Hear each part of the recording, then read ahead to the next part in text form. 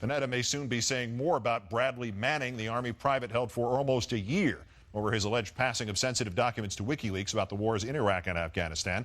Juan Mendez, the United Nations lead torture investigator, said on Tuesday that the United States could be in violation of Manning's human rights after his request for an unmonitored meeting with Manning had been denied repeatedly.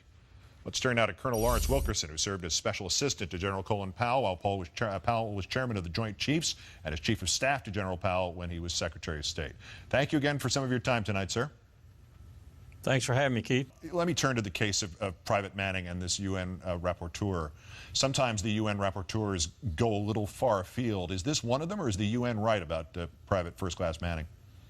Well, I'm not up on the details of the UN's request, and so I hesitate to comment on that specifically, but I will say that I think the treatment of Bradley Manning, be he the greatest traitor on the face of the earth or otherwise, has been unconscionable.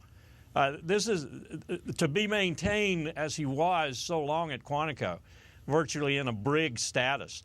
And from what my Marine colleagues tell me and what others have told me about his confinement, it really was draconian.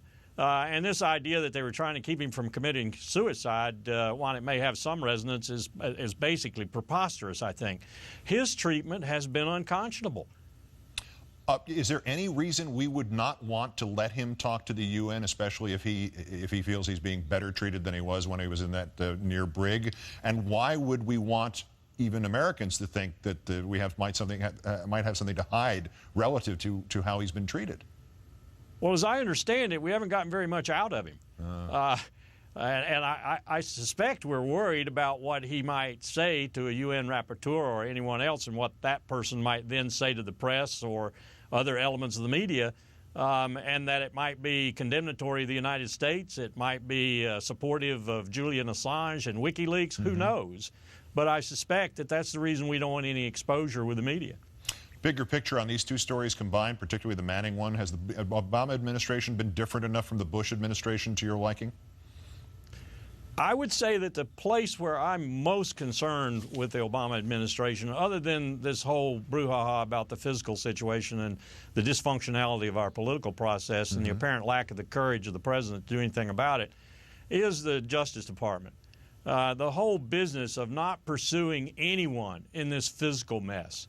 The whole business of not pursuing anyone in the business of torture and so-called enhanced interrogation. The Justice Department has adopted the positions, more or less, John Yoo even said so on the op-ed pages of the Wall Street Journal, of the Bush administration, using the national security arguments in the Article III courts and so forth.